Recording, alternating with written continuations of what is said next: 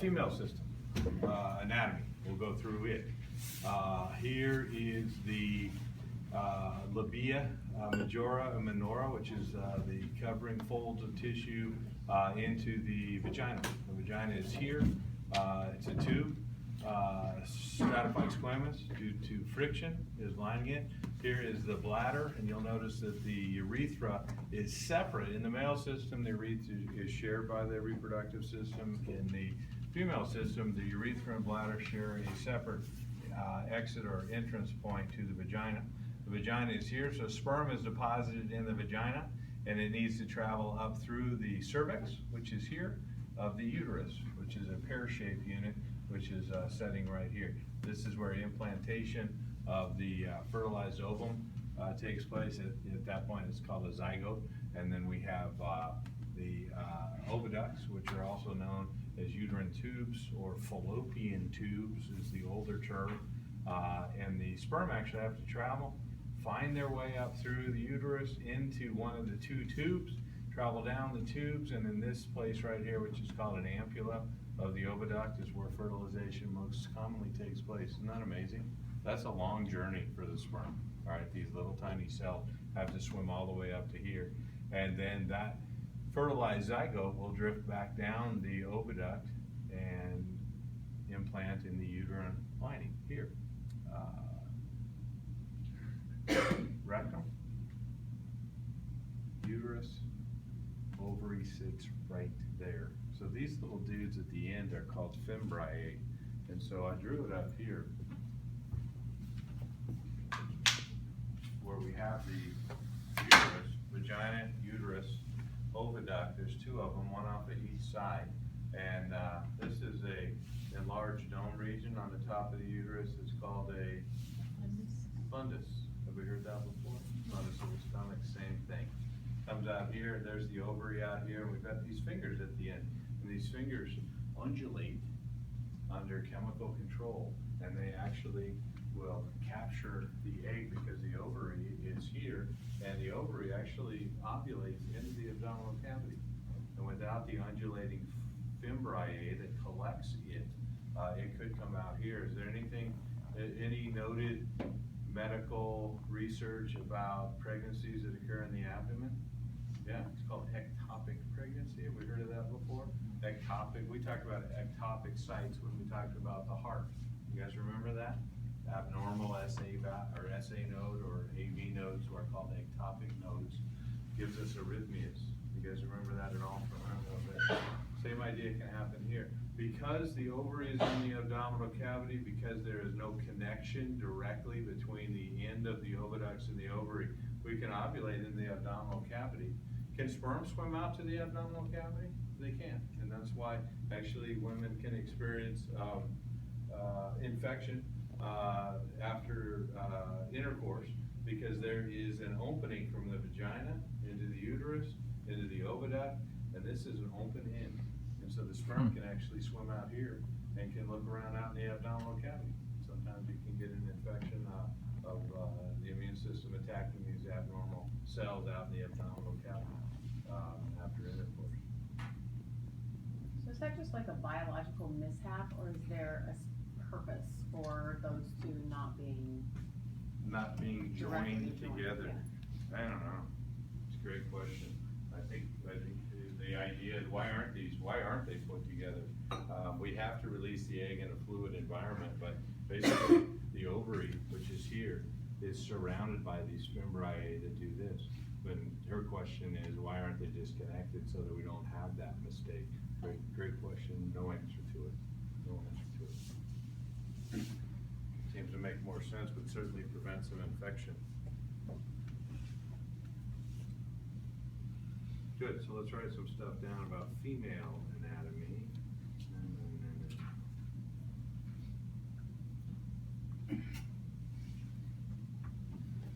Female anatomy, ovaries 2, again, got another numbers. They produce gametes, which are called ova, N equals 23. Ovaries secrete estrogen and progesterone. They're held in place by ligaments. There's 3 major ligaments. Sometimes these ligaments get stretched, strained, or damaged, and we can get uterine prolapse, where the uterus actually drops down, especially after pregnancy and things like that. The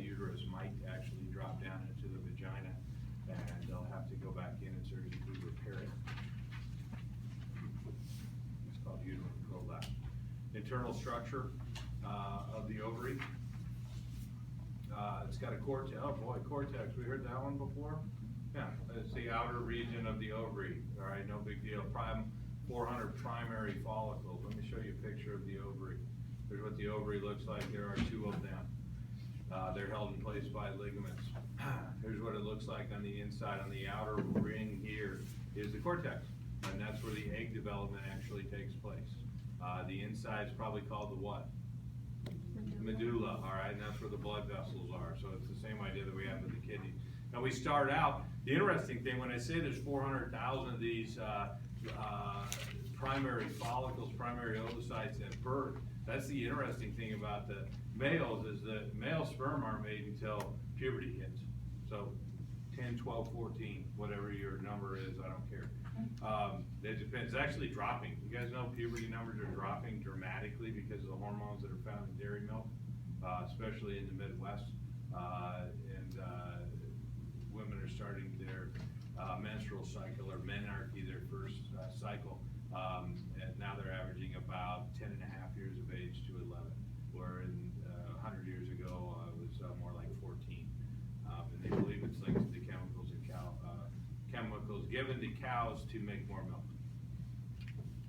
Research is a little sketchy on it, if you ask me, but there is something going on. So here's what happens. Women are born with 400 of these little dudes right here. They're ready to go. They're ready to go. Now they're not released or developed until puberty, but they have their basic raw materials present at birth. And at a certain age, when the hormones actually are released, there is no age for this, but we can say 10 to 14 is usually normal, somewhere in between 10 and 14 years of age. One of these will actually develop and be released each ovarian cycle. Ovarian cycle. This is different than the uterine cycle, which is the menstrual cycle. All right. The ovarian cycle develops and releases a egg on day 14, once a month, ish. We're left with some remnants of the ovary, which are important remnants because they're going to ready the uterus for implantation. There's what the ovaries look like.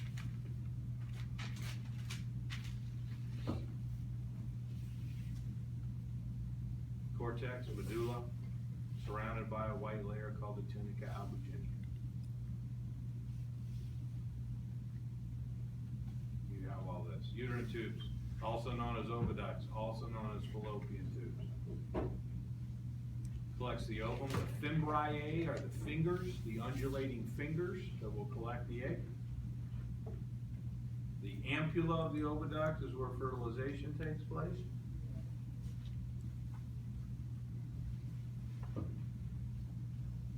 The uterus, a singular organ. I showed you the fundus on the board earlier, the body. The isthmus is the narrowing down at the bottom. The uterus has been implicated to look like an upside down pear. Okay. The isthmus is the narrowing at the bottom toward the cervix, and the opening into the cervix is called an os or an ostium.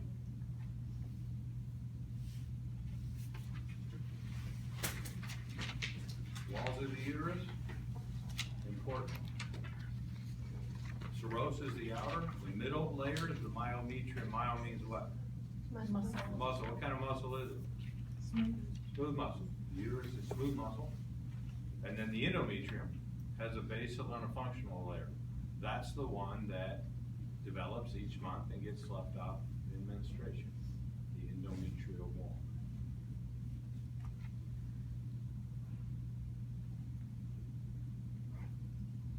Vagina stratified squamous because of friction.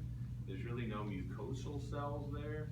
The mucus or lubrication for intercourse comes from some glands called vestibular glands and from the uterus and cervix only, not from the vagina.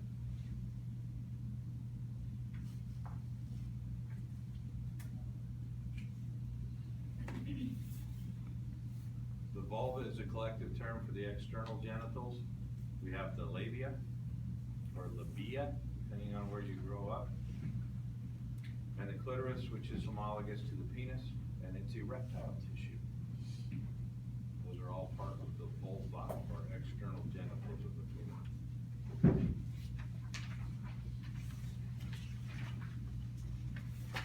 Also, mammary glands. What did the female system, the textbook does? Do males have mammary glands? Yeah.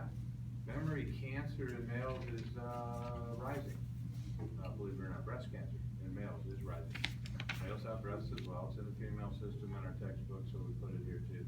Nipples surrounded by the areola, which are sebaceous glands. Ampulla is a structure of the breast that is containing or storing the milk.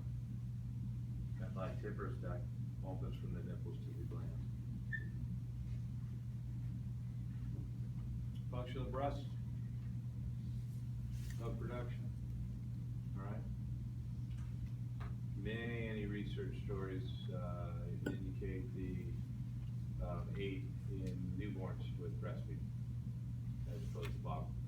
Mainly, anybody know what's the biggest number one factor? Anybody? Why would you breastfeed? Immune system. Immune system. Breast milk has antibodies in it, and it keeps your baby healthy longer if it's been exposed to disease states. Can men lactate? Yes. Yes. Under the right hormonal conditions, men can lactate. Fascinating. Questions on that? All right.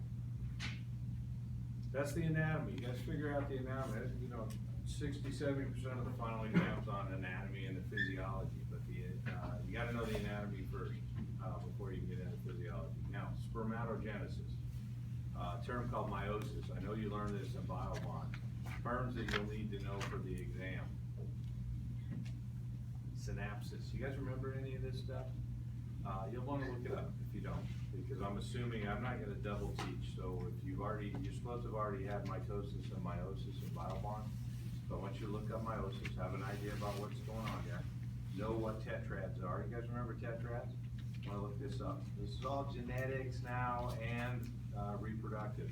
Meiosis 2 is much like mitosis. 4 cells are made. You need to know that we're going from 2N to N. And products of meiosis for spermatogenesis is you get 4 sperm, not mature. Spermatogonia is the stem cell.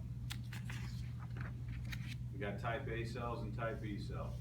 I'll show you a picture of what this is going to be in your notes, but you're going to have to figure it out when it comes to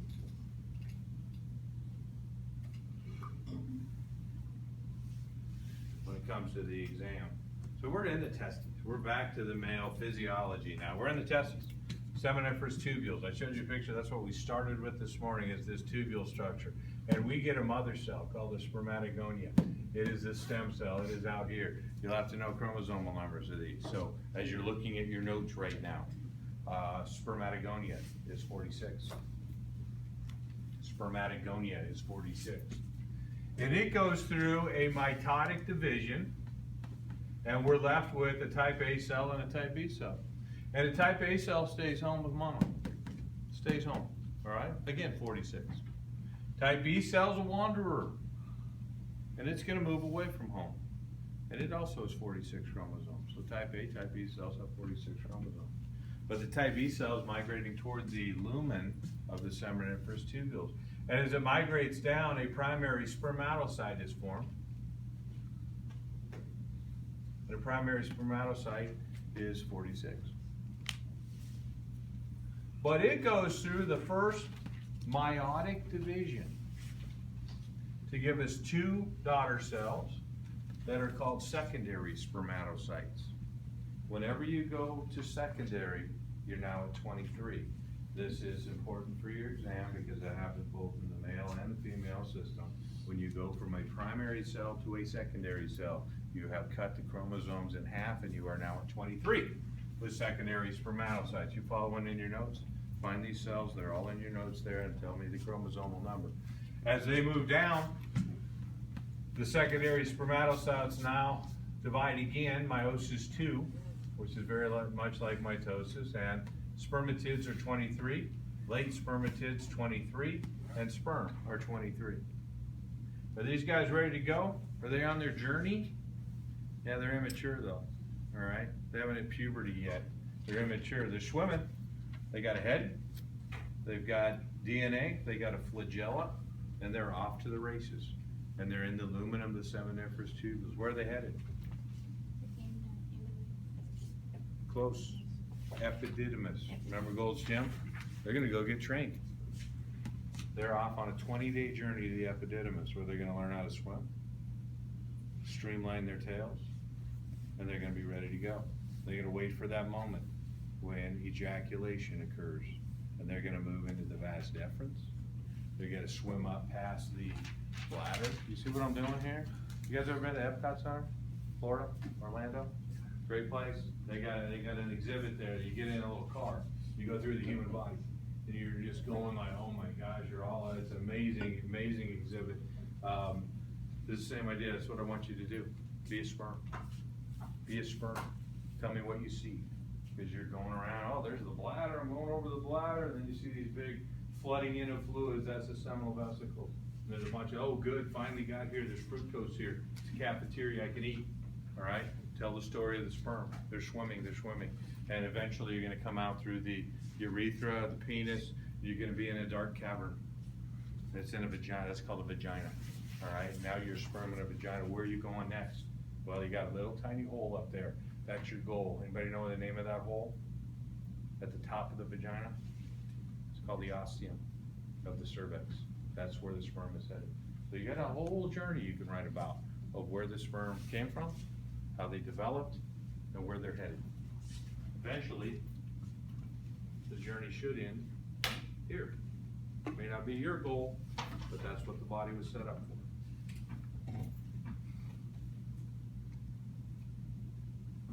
So there's the cells. Make sure you wrote down the chromosome numbers that I talked about.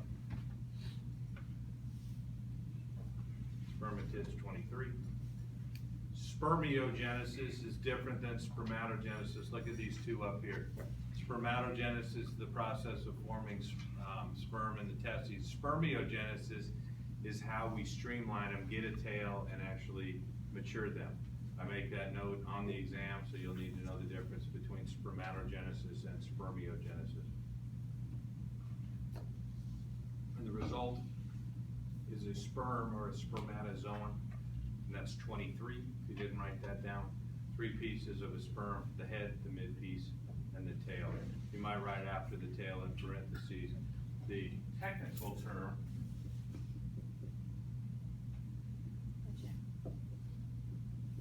Flagellum is singular, flagella is plural. It's the only cell in our bodies that have a tail. That was a Jeopardy question. I saw it on Jeopardy a couple weeks ago. I got it right.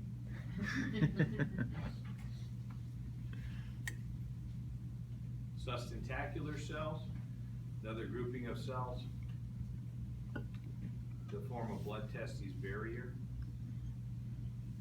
I'll come back to that. And then our hormones. Finally, we get in. I'm giving you something to take off this weekend. You should understand the male reproductive physiology. These are new hormones to you. They're on our endocrine worksheet. They're reproductive, gonadotropin releasing hormone, FSH and LH.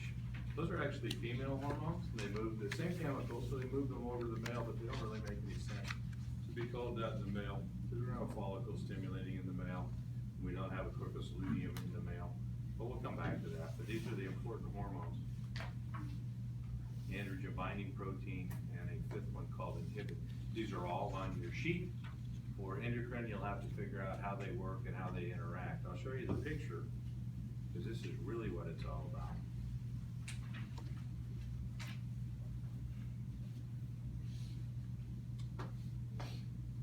This look familiar to anybody? Kind of like we did with aldosterone on our last exam. You kind of had to understand that this is a homeostatic feedback cycle of how we stimulate the production of sperm. And we've got GNRH, here's hypothalamus. Remember hypothalamus and pituitary? All right, should have from ADH and aldosterone, the thing we were talking about. ADH was actually made in hypothalamus, released from the pituitary, same as gonadotropin releasing hormone. It will release FSH and LH from the pituitary gland, and it goes down and has specific target cells. So LH targets the interstitial cells, which are the cells right next to the seminiferous tubules. I showed you a picture of that earlier. Causes them to release testosterone. Is that an important hormone in the male system? Huge. There's where testosterone comes from the first time. Interstitial cells. Testosterone will come in here along with FSH and cause the spermatogenesis process to occur. And ultimately we're going to get sperm. When does this whole cycle start happening? Puberty. When we get enough levels of testosterone, testes start making sperm. And this is a feedback cycle. We've got LH, FSH, GnRH, testosterone, inhibin, ABP. Are all of those on your PowerPoint slides right there? Yeah. And it comes off of this picture. You need to understand the hormonal feedback cycle for spermatogenesis. And it's right there, and all the hormones are in your slide. We good? Looks like fun? It's gonna be a fun journey. Fun journey. You're close, guys are close. I'm proud of you. Novogenesis. We're doing that on Monday. I don't want to talk anymore. You don't want me to talk anymore. Got 10 minutes. Look at that model if you want to. Print out your stuff if you want to. Get ready, but I'm going to start oogenesis, hormones, how we make ovum, and then talk about fertilization when we come back in here on Monday. On Wednesday, I'm going to do genetics, and we're going to start our problem set. Make sure you have that stuff printed out. We will be done a week from today. Right now, we'll be done with our final exam material. All right, I got 2 days left of material.